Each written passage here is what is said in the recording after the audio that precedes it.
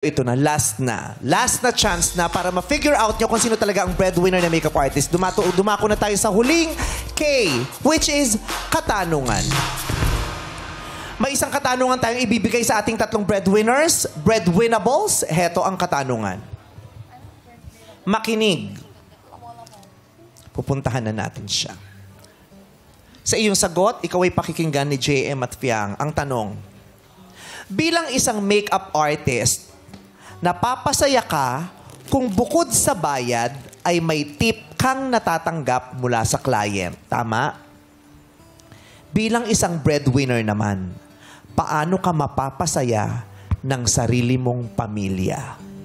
Number 1. Bilang isang breadwinner, mapapasaya ako ng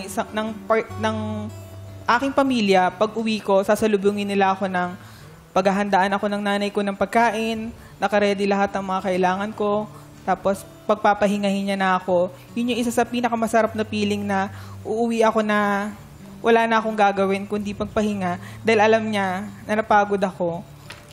Yun lang po. Oh, totoo yan. Sarap naman yun. Alam mo, marami kaming breadwinners na nakakausap na minsan yung pagod daw, hindi naman nila nakukuha sa trabaho. Mas napapagod sila pag-uwi. Yeah. Kasi imbis na magpapahinga na sila, parang mas mabigat pa yung dinadatnan nila pag-uwi kaysa dun sa pinanggalingan nilang actual na trabaho. Kumbaga, pag-uwi nila, hindi pa sila magtatrabaho, dun pa sila mas lalong mapapagod. Kaya marami tayong nakakausap dito, di ba? Yung mga breadwinners na construction workers, bago sila umuwi, umiinom sila. Para pagdating nila sa bahay, makakatulog sila agad. Hindi na nila mahaharap o mararamdaman pa yung iba pang mga issues sa bahay nila. Kasi gusto na nilang magpahinga. We felt that. Dito naman tayo kay number 2. Bilang isang makeup artist... Bakit gano'n? Robot? Ba't robot? Bakit? Mayor Joy Belmont. Bilang isang makeup artist...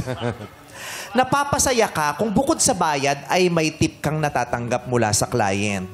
Bilang isang breadwinner naman, paano ka mapapasaya ng sarili mong pamilya?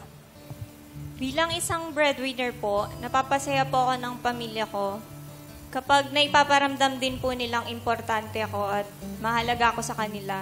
Na hindi lang po yung perang na idadala ko sa kanila ang importante sa kanila, kundi ako rin po mismo. Oh. Tama naman. Masakit yun, di ba? Parang ang feeling mo, ang mahalaga lang sa kanila, yung naibibigay mo. Hindi ikaw mismo. Na parang, paano pag wala ka nang naibigay? Parang wala ka nang bilang. Wala nang kwenta. Oh. To be felt and seen. Yes. Yes. Is it?